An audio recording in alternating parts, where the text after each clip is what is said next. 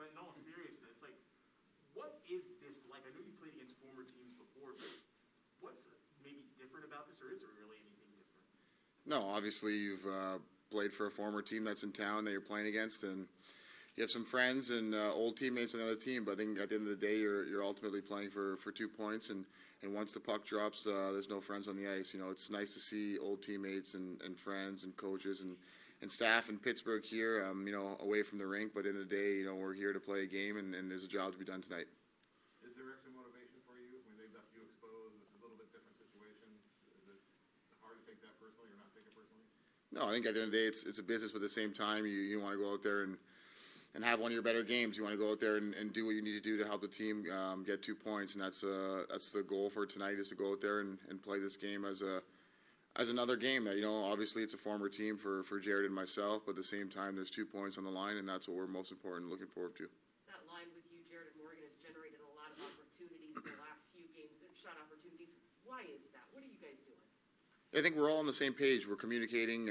We're understanding how one another's played, you know, over the last stretch of games here, and I think there's a confidence building between us. You know, Morgan and Jared are both highly skilled players with great shots that see the ice well. So, anytime I'm able to get into the forecheck and create a turnover and look for one of those guys, you know, there's an opportunity to score a goal or have a great chance.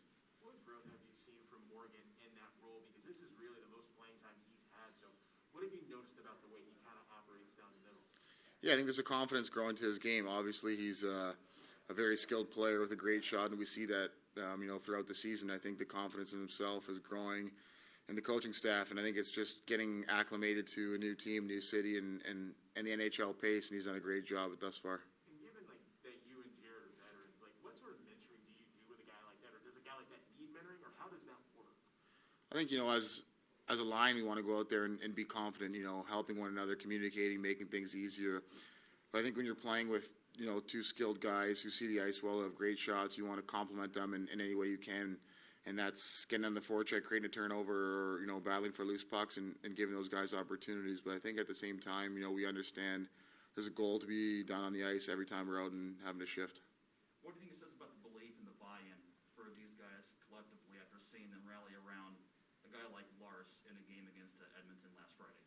Yeah, obviously that was a great game for us and an important game for Adam. You know, it was against his former team, and I think the guys came out there and we played well. The crowd was unbelievable. The fans were electric, and that's the atmosphere that we want to bring every night. And I think we had a great team game to get 2 points, and it was an awesome feeling for Adam afterwards.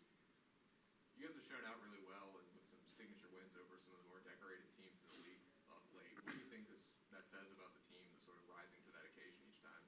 Yeah, obviously we've had some wins against some pretty good teams, but I think, you know, regardless of the challenge of who we're playing against, you know, whether top of the standings or bottom of the standings, I think it's an understanding of going out there and doing a job. There's 2 points on the line every night we're playing a game, and that has to be the mindset going into things. You know, you can't take an opponent lightly or, you know, be an underdog. You want to go out there and play your game and get to it as quick as possible.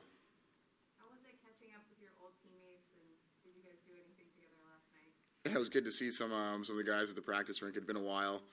And, you know, I have some great friends on that team, so it was nice to kind of catch up, you know, see how things are doing, checking on guys' families and kids, and see some of the staff. Obviously, I spent 2 years there, and it was a great time in Pittsburgh, but, you know, things changed. I'm in Seattle and happy to be here, so it's nice to see those guys, and when the puck drops tonight, there's no friends on the ice. What does experience tell you as far as being on the same ice previously with the guy who wears 87 tell you about here for a night like tonight when he's out there every shift? Yeah, he's obviously one of the best players in the world, if not the best player, and we've seen that year and year again. I think it's just playing hard against him, understanding who you're on the ice with and where you're situated with him on the ice, and making things tough for him, not giving any easy shifts for him, and it's just playing hard, physical, and making things very difficult for him. All right, all set. Thanks, guys.